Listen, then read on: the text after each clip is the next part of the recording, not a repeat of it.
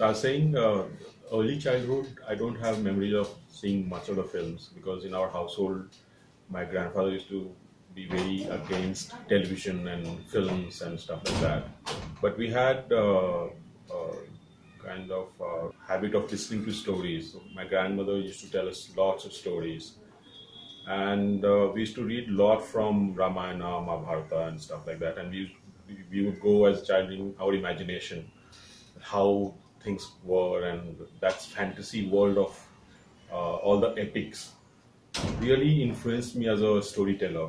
Later, when television came to our household, the Doordarshan, the afternoon National Award films used to be shown of various languages, and I used to get awed. I would not understand anything, but I used to get awed by those films and the way they were being told, the camera work and the sound and the dialogues and the acting and stuff like that. I would not understand any of these definitions that time at all. The songs of Chitrahar and the Sunday evening films, old films shown on Doordarshan. I can say that these are early influences for me. And later, when DD Metro came into being, the world cinema came into my life. Like I saw Tarkovsky that time, I saw Ray that time, I saw many other filmmakers which I would never have heard. I would I discovered Tarkovsky again in film school. I would not know which Tarkovsky, which like people laugh at it, which whiskey and stuff like that. But so those images remained in my mind, and that's all. That's all I can say.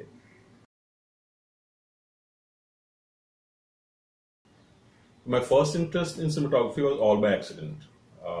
I had a friend in my class whose brother has left his engineering career and became photographer, and I used to hang around with him.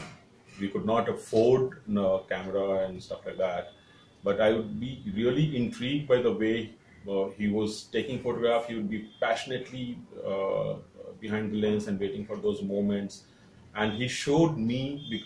None of his friends, and none of his brothers were interested. And when he saw my interest in hanging around with him, he used to share his photographs and his books, photography books, with me, and that's how I got probably interested in photography. But I did not have any interest or idea that I will become a cinematographer one day. Not a chance, because in our household we were completely engineering, management, and stuff like that. In middle class family, in Indian we were typical middle Indian middle class family. All my cousins are in some vice presidents and CEOs and stuff like that, and I was also going to be one of them.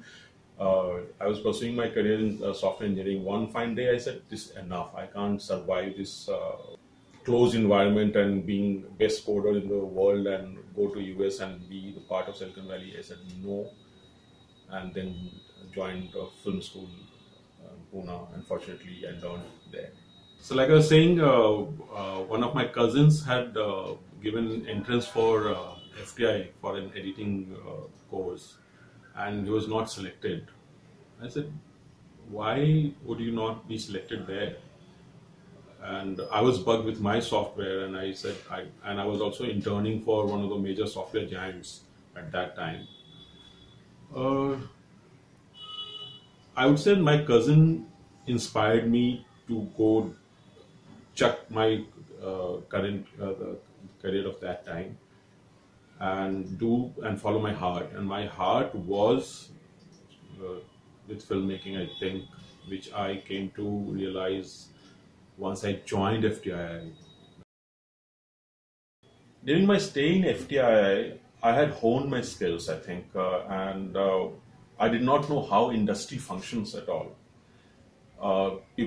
Many of my batchmates and my seniors used to come to Bombay and work with cinematographers, work in production houses. But I did not have any idea how everything works. I was training myself as a cinematographer. I was working hard. I was going by the book. I was doing everything in the book to train myself. I was making a lot of mistakes. A lot of mistakes I made during my stay in FTI. And we were fortunate to get all the material because it is one of the best film schools in the world and top best film schools in our country. We had everything to our disposal. At end of the course, I thought I have already become a cinematographer. When course finished, and there was a time where I had to choose where do I go to work. I was thoroughly confused whether I should go to Calcutta, whether I should go to Bombay. I wanted to assist two, three people, but all the people were from South, like Santosh Shivan and Venu and stuff like that. I tried to approach them, but it did not work out because of the language barrier and stuff and their busy schedule. So I dropped that idea. And I came to Bombay. I was exploring, and I started working as an independent cinematographer. I did not assist anyone for doing assisting at all. I started doing documentaries, I started doing corporate films, I started doing whatever was coming my way. That's all. But yes, a couple of my seniors asked me to assist them because they needed assistant that time and their regular assistant had ran away.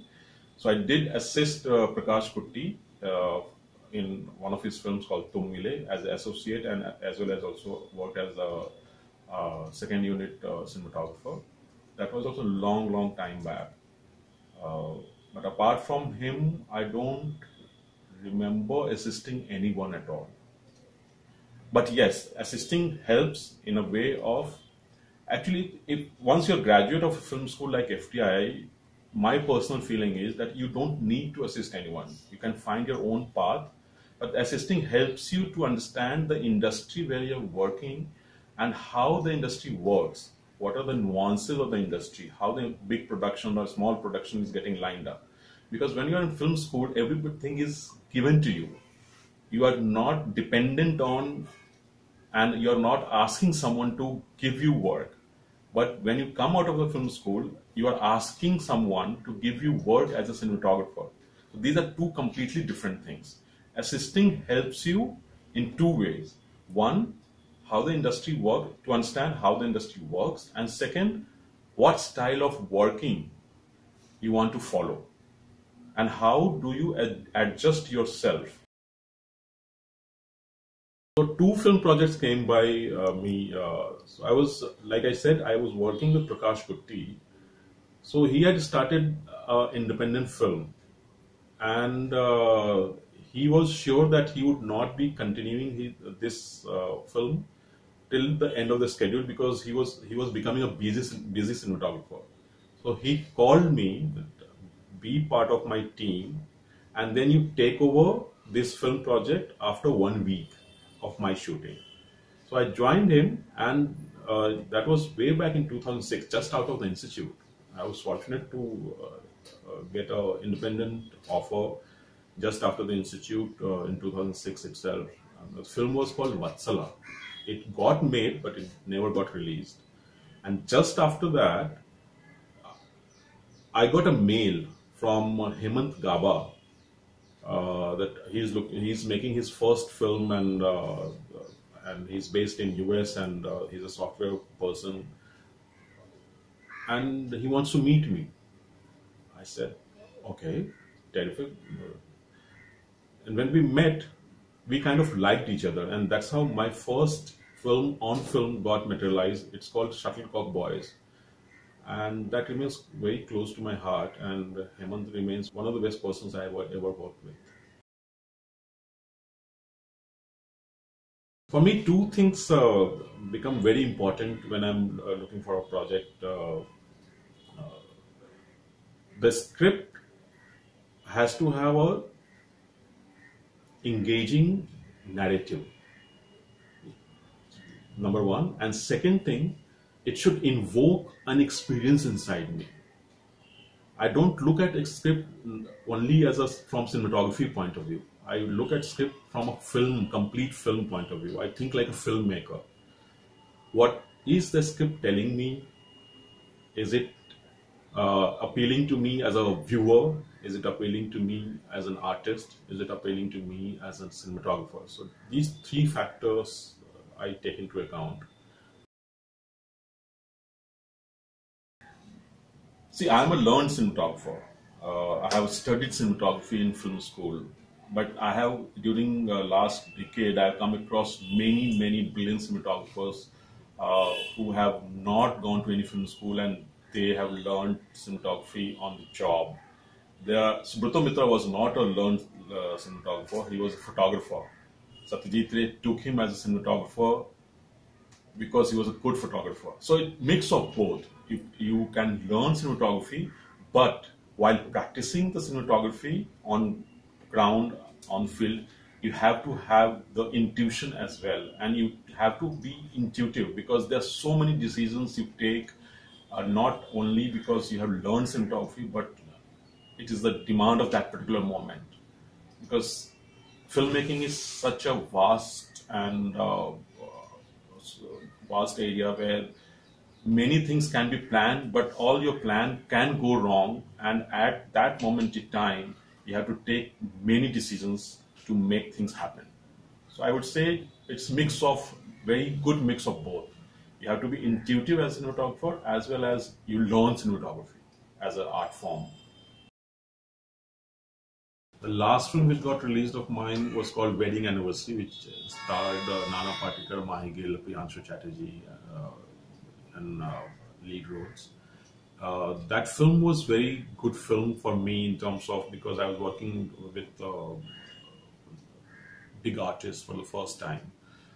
So I got to understand many things, the dynamics of working with stars and dynamics of working with big people and how silently you can work with veteran actors like Nana around and like that. And the script was also very nice. I was very excited about the film. I don't know how film did on box office because that's not a cinematographer's area of concern. But as a filmmaker, as an artist, as a cinematographer, I really enjoyed working there. And recently I have come, just now I have returned from hill town of Dehradun. I was shooting a comedy film. It was an out and out comedy. It's untitled right now. So I quite enjoyed the entire process of being part of a comedy film where there are so many people and there are so many ideas floating, and the film is like Malamal Weekly and Dhamal in that category. So I'm reading five scripts right now, and all are on different genres. I'm pretty excited that a couple of them are commercial projects, and a couple of them are very artistic and very sensible projects in my hand. That it's very premature to give the details, whom I'm talking to, what are the projects which is going on right now. But I'm really excited that 3-4 films are going to be shot this year, which are being talked, and they are almost confirming. The dates are being confirmed right now. I'm really excited about coming time. Every cinematographer wants to work on films which are exciting and have large scale and appeals to audience and being appreciated by many people. So my dream projects are a lot. There are so many films which I would want to be part of, and I want to get associated with many of the filmmakers who are in our country and as well as outside. So yeah. So right now, when I think of it, my most memorable blunder is long back when we were doing a multi-camera setup, and the digital technology was just coming into being. It was long back, and I was working on one of the digital cameras, the action sequence was going on, and I was handling the camera which was next to the blast scene. I was most close to the glass setup with the safety glass in front of camera, and I'm putting myself under bunker. And when I switched on the camera, the directors started saying action, roll camera. Camera was rolling, and action director said blast, and the car in front of me got blasted. And I was holding camera, and by mistake, at that particular time, I switched it off. My hand went like this, and it switched off the camera. And then I realized, oh my God, it switched it off. And then I switched it on again. When they replay the footage, the chunk which was blasted, it was not there in the tape. And I was like, oh my God, what did I do? And I said, I don't know what happened. I could not tell anyone that this is what happened. Fortunately, there were 10 cameras, so they got footage and they were not very bothered. But that camera was the most crucial camera that time. And that I have not told this to anyone till now. I'm telling this to you. My first film, which I shot with Hemant, Shuttlecock Boys, it remains close to my heart because we really gave our 100% in terms of we were passionate. We had no budget. We had to do everything by ourselves. But as a cinematographer, the film called Ballad of Rustam, which was shortlisted in 2014 Oscars, and produced and directed by one of my seniors from film school, Ajita Suchitraveera. Till now, that is my best work. I feel that because I really prepared for that film for more than 2 years. And apart from that, every film like Wedding Anniversary is also very close to my heart because first time I worked on a glamour photography the way I see myself right now. That's all. Otherwise, all the films remain very close and all the work remains very close to my heart. Whether it is commercial, whether it's documentaries, which I have done many documentaries. All the documentaries and work I have done for Satyamev Jayate, while I've traveled all over the country for more than 3 years, that also remains very close to my heart. Now the technology is such that it has become really, really easy to make films nowadays. So I would advise filmmakers to work on script because what we are lacking right now are good scripts coming from young filmmakers because nowadays accessibility towards camera and sound and editing machine has become really, really easy. That also I feel has made us a little bit frivolous in our approach towards filmmaking. But now if you really work on your script diligently and tell your narrative, present your narrative in a better form, just go out and make it whatever you wanted to make because the technology is with you. I tend to read a lot. I read everything under the sun. Like I read fiction, I read non-fiction, I listen to every kind of music from Western classical to Indian classical to Bollywood to Oriental music to blues, everything I listen. Depends on what is the mood of the day and what I want to listen to that time. Like I said, I read a lot. I read a lot of Hindi literature. I read lots of international literature.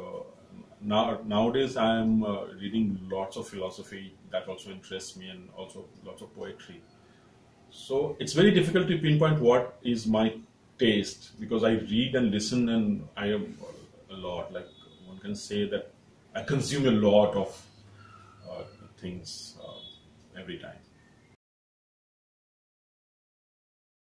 I've been a member of WICA for some time now, and it has helped me in many ways. The one is getting my payments from the producers whenever it has got stuck.